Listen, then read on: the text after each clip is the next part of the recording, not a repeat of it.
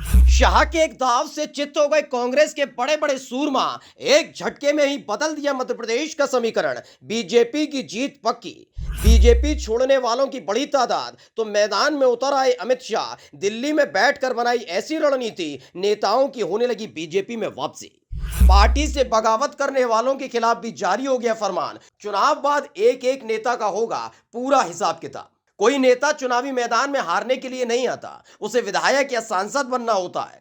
मध्य प्रदेश विधानसभा चुनाव में पिछले कुछ दिनों से जो हो रहा था, उससे शिवराज सिंह चौहान की चिंता बढ़ गई थी।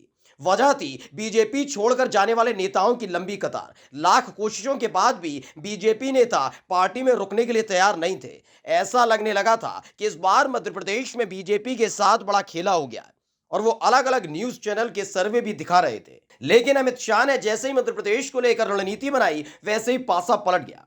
सांसदों को मैदान में उतारने के बाद अमित शाह का एक और बड़ा फैसला, मध्य प्रदेश चुनाव का बदल गया रुख।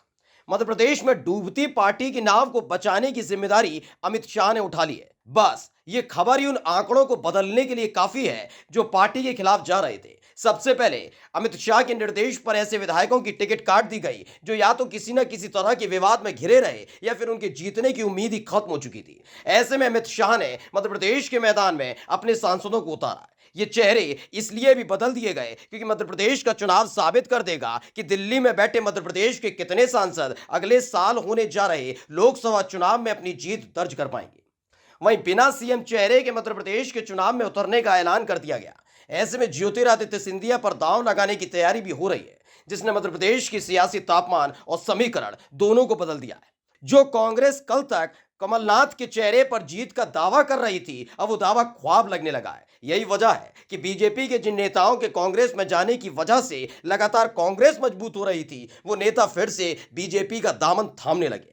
जिसमें दमोह के बड़े लोध जाति के नेता राघवेंद्र सिंह लोधी ने बीजेपी में वापसी कर ली। उनके साथ कई और नेता बीजेपी में शामिल हो गए।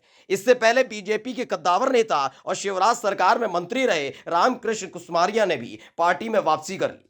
ये वो नेता हैं जिनकी बदौलत बीजेपी की नींव मध्य प्रदेश में फिर से मजबूत हुई है। एक के बाद एक बीजेपी नेताओं की वापसी ने कांग्रेस को टेंशन दे दी है।